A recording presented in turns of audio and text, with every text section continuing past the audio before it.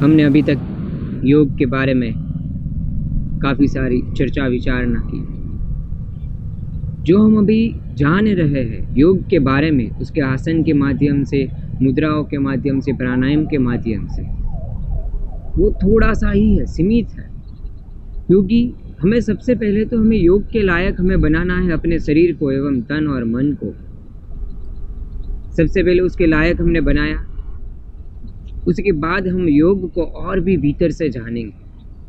इसीलिए हमारे सभी सप्ताह में जो आप वीडियो देख रहे हो, उसमें हमने सीमित जानकारियाँ के बारे में ही बात की गई होगी।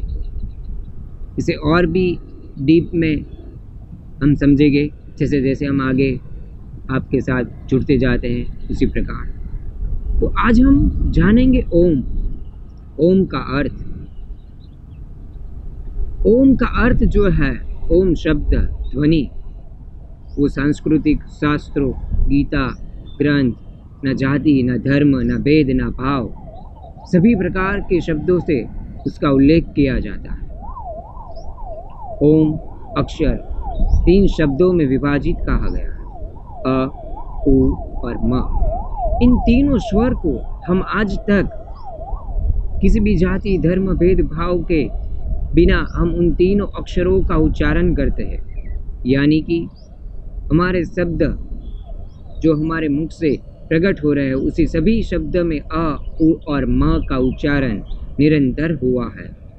यानी कि हम सदियों से, सालों से ओम के उस ध्वनि को महसूस कर रहे हैं, हमें उसे अपनाया है। लेकिन उन तीनों स्वरों को मिलाने से ओम संपूर्ण होता है। यानी कि अभी तक जो हम अलग अलग रूप से उसका उच्चारण कर रहे थे, तो आज हम उन तीनों अक्षरों को मिला के ओम का उच्चारण करेंगे। ओम का उच्चारण कुछ इस प्रकार करेंगे कि सबसे पहले तो हमें पद्मासन की अवस्था में बैठना है, अथवा अर्ध पद्मासन, सुखासन, एवं कोई भी पोजीशन में आप बैठ सकते हो, वज्रासन में भी बैठ सकते हो। दोनों हाथ की इस प्रकार ज्ञान मुद्रा करेंगे। ज्ञान मुद्रा करने के बाद कमर एवं टट्टार, गर्दन सामने की ओर, आंखें बंद। हमारी जो श्वास की गति है, उसे धीरे धीरे श्वास को अंदर की ओर खींचना है और धीरे धीरे श्वास को बाहर की ओर निकालना है। सबसे पहले तो हमें मन ही मन ओम शब्द का गुंजन करना है। यानी कि हमें मुंह बंद रखना है और हमारी श्वासोश्वास की क्रियाओं पर हमें ध्यान को केंद्रित करना है और मन ही मन ओम शब्द का गुंजन करें।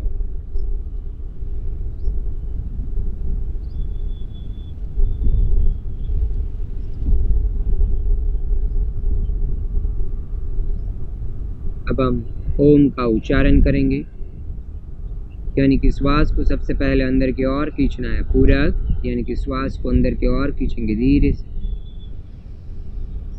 रेचक के साथ उस ओमकार की ध्वनि का नाद करना है हमें। रेचक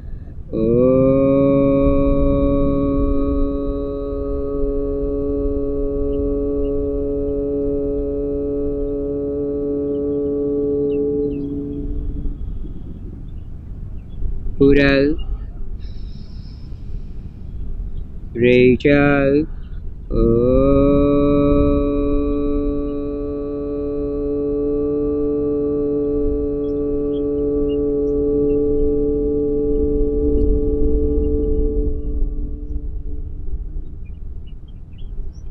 पूरक, रेचक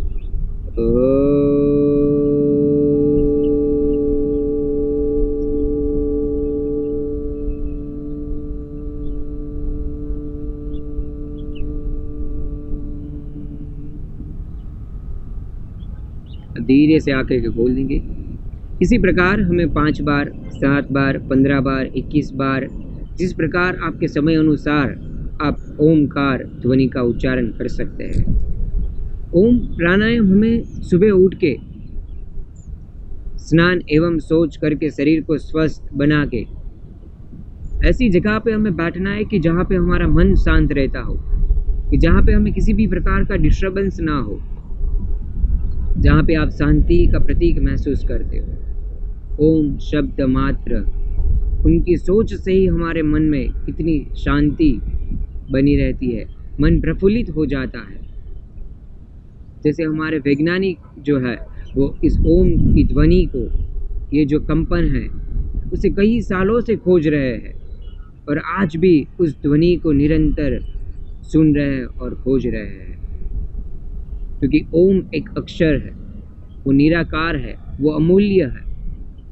उसे सुनने मात्र से ही हमारा मन शांत एवं प्रफुल्लित हो जाता है।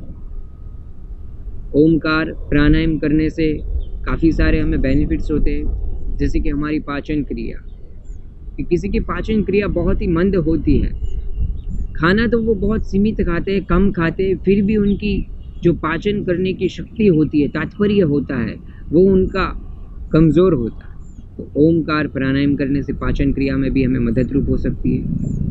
दूसरा है कि रक्त स्राव, यानी कि हमारे शरीर में ब्लड सर्कुलेशन जो परिभ्रमण कर रहा है, रक्त, उस रक्त को निरंतर रूप से शरीर में परिभ्रमण करने के लिए ओम नाद ध्वनि लाभदायी पाई गई है। साथ ही साथ हाई ब्लड प्रेशर और लो ब्लड प्रेशर की जो बीमारी है, ओमकार के प्राणायाम से वो बीमारी हम दूर कर सकते हैं। तीसरा है थायराइड, कि जैसे हम ओमकार प्राणायाम का उच्चारण करते हैं तो अंततः हमें म जो शब्द है वहाँ पे ओमकार प्राणायाम पूर्ण होता है। यानी कि म जो हमने बात की थी प्राणायाम, वो हिस्सा है गले का भाग, यानी कि थायराइड। जो ध्वनि कंपन उत्पन्न होती है वो ध्वनि थायराइड ग्रंथि के साथ टकराती है और उसको हल करती है, थायराइड को दूर करने में हमें मदद करती है।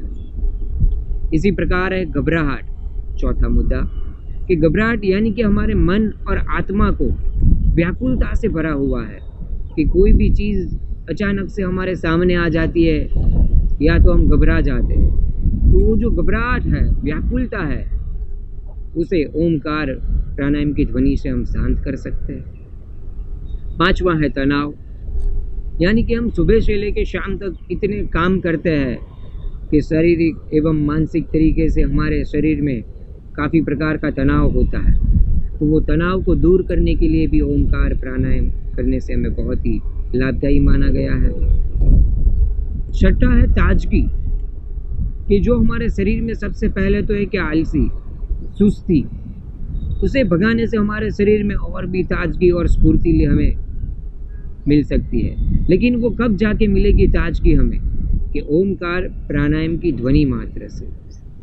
उसके बाद है निंद्रा, कि जैसे हमें निंद्रा नहीं आती, काफ़ी लोगों की ये समस्या है कि जैसे वो रात को सोते हैं तो बहुत सारे विचार आते हैं उनको, वो विचारों पे कंट्रोल नहीं कर सकते और यूं ही ऐसे ही भटकते रहते हैं और उसे नींद नहीं आती। तो अगर आपको नींद नहीं आती तो शाम को सोते समय आप ओमकार की ध्वनि का उच्चारण कर सकते हैं। उस ध्वनि को आपके पास जितना समय अंतर है तो आप 10 बार, 15 बार, 20 बार कर सकते हैं। उसके बाद आप आँख बंद करके सो जाएंगे तो आपकी नींद सुबह ही खुलेगी। इतनी अच्छी नींद प्रदान करता है ओमकार प्राणायाम। उसके बाद है थकान, यानी कि हमारे शरीर को काम करते करते हम बहुत थक जाते हैं।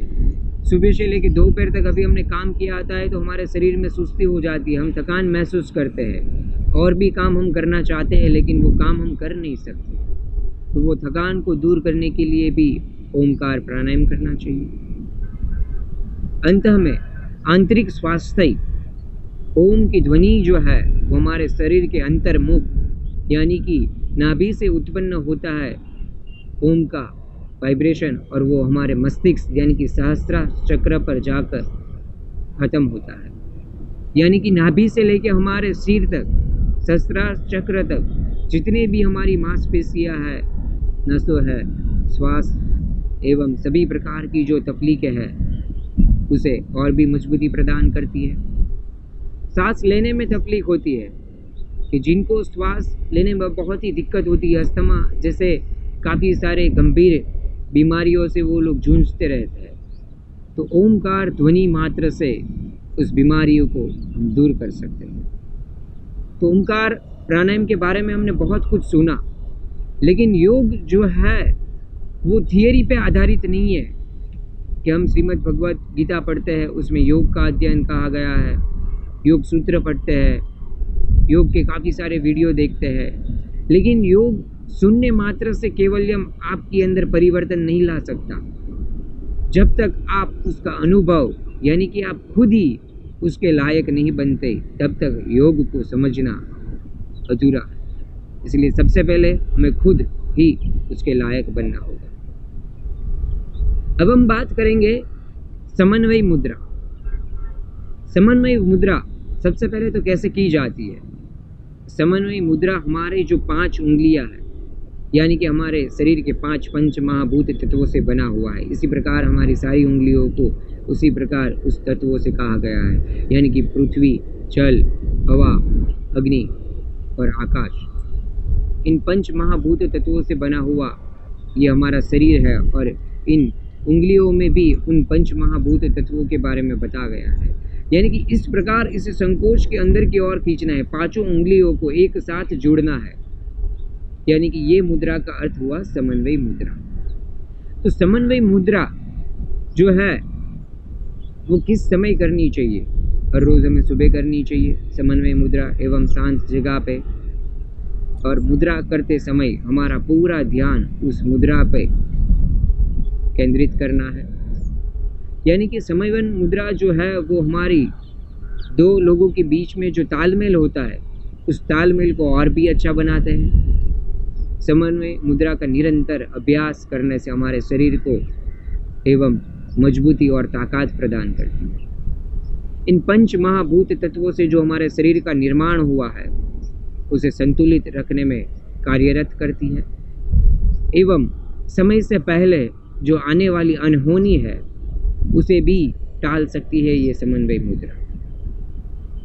लेकिन इसका अभ्यास इस प्रकार भी हमें नहीं करना है कि वो हमें आगे जाके नुकसान बने।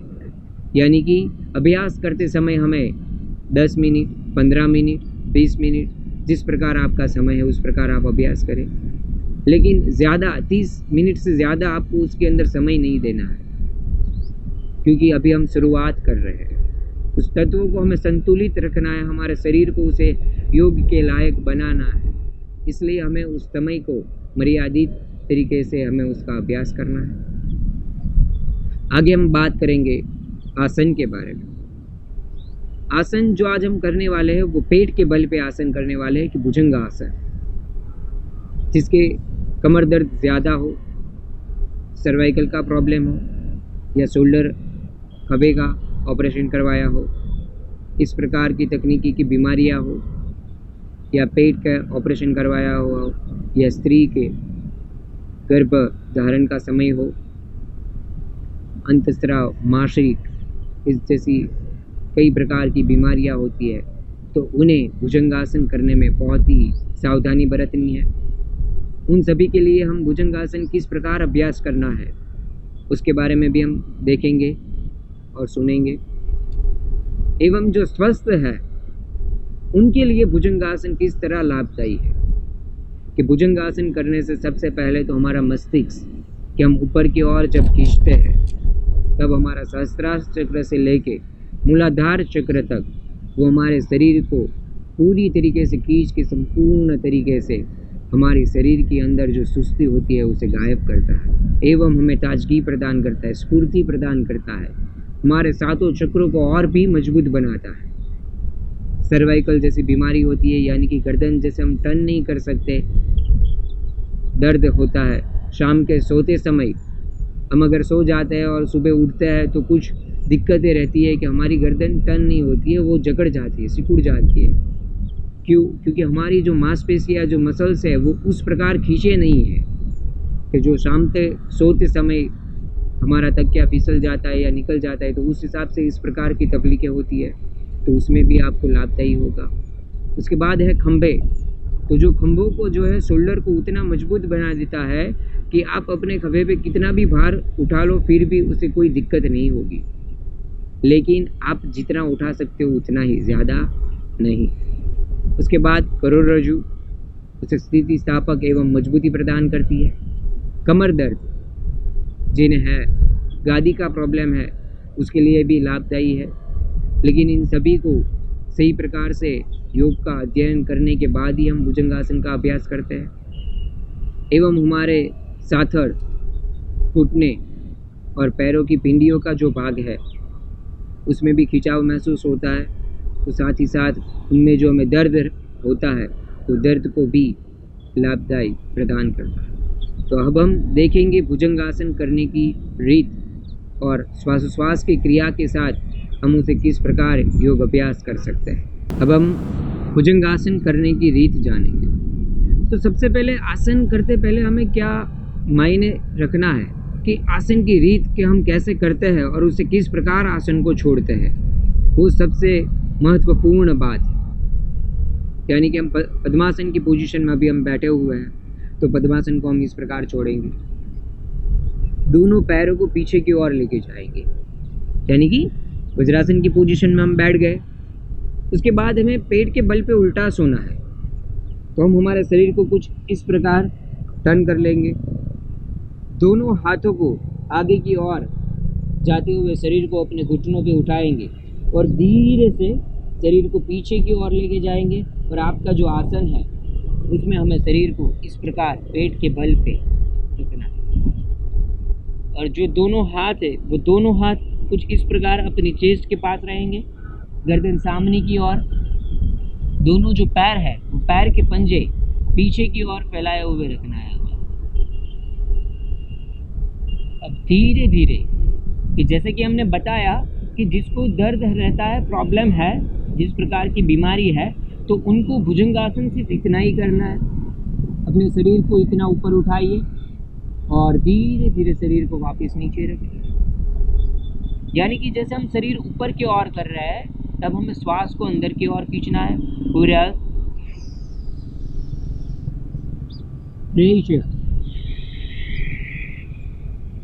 श्वास की जो क्रिया है वो हमें इसी प्रकार करनी है। पूरा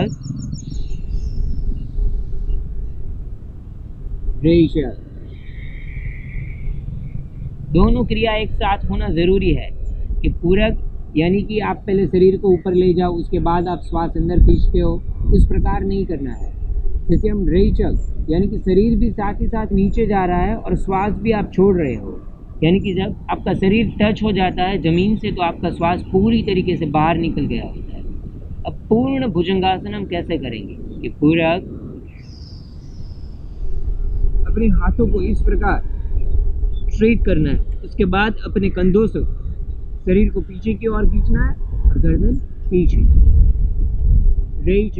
यानी कि श्वास छोड़ते हुए नीचे की ओर आएंगे, वापिस इसी प्रकार पूरा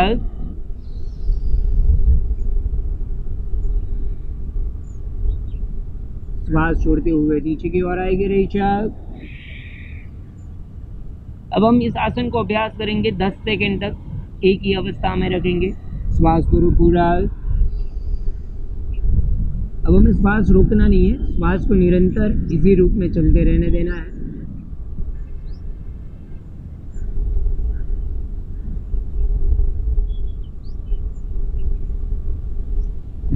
श्वास छोड़ते हुए धीरे धीरे नीचे की ओर आएंगे। जैसे कि हमारा आसन खत्म हो गया, उसके बाद हमें सिर्फ रिलैक्स करना है, यानी कि दोनों हाथों को कुछ इस प्रकार रखना है और अपनी कपाल का भाग दोनों हाथों की हथेलियों के ऊपर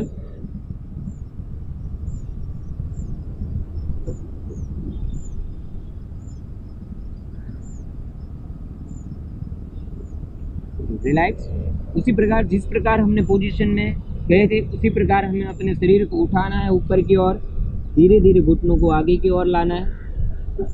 वज्रासन की स्थिति में हम बैठ जाएंगे इस प्रकार हमें भुजंगासन का अभ्यास करना है।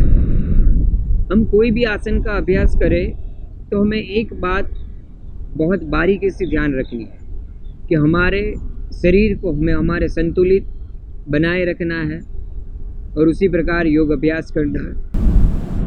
इसी प्रकार हमारे शरीर को संतुलित बनाए रखना है और योग अभ्यास करना है, क्योंकि बारीकी से इसलिए मैं कह रहा हूँ क्योंकि जब हम अभ्यास करते हैं ना, तब हमारा शरीर, हमें जिस प्रकार उसे मोड़ना है, कि हमें शरीर को जिस प्रकार की उसे लचीला बनाना है कि हम जितना चाहे उसे खींच सकते हैं, उसे मरोड़ सकते हैं, लेकिन वो हमारे ऊपर आधारित होता है कि हम उसे कितना खींच सकते हैं और कितना मरोड़ सकते हैं। लेकिन हमें किसी प्रकार की बीमारी या किसी प्रकार के दर्द हो तो हमें उसे उतना खींचना नहीं है, सीमित ही करना है, क्योंकि जितना योग फायदा करता है हमारे शरीर के लिए, एक रामबाण इलाज है, उसी प्रकार वो नुकसान भी करता है। अगर गलत तरीके से आप शरीर को खींचोगे तो वो आपको और भी दर्द देगा और वो आपको सहन करना पड़ेगा। यानी कि सही योग का मार्गदर्शन हम लेंगे और उसी प्रकार हम योग अभ्यास करते रहे। योग करे योगी, योगी करे सबको निरोगी। निरोगी रहे प्रसन्न तो हर घर में रहे योगी। तो फिर क्यों डरना किसी बीमारी से या तकलीफ से, क्योंकि योग बनाए सबको निडर, साहसी, तेजस्वी, बलवान, सूर्यवान। तो इसी प्रकार की कई गणित विचारधाराओं के साथ, प्रसन्नता के उस उद्घोष के साथ हम सब आपकी सभी से योग के माध्यम से जुड़े हुए हैं। तो हमारा संकल्प एक ही है कि हर घर में रहे योग।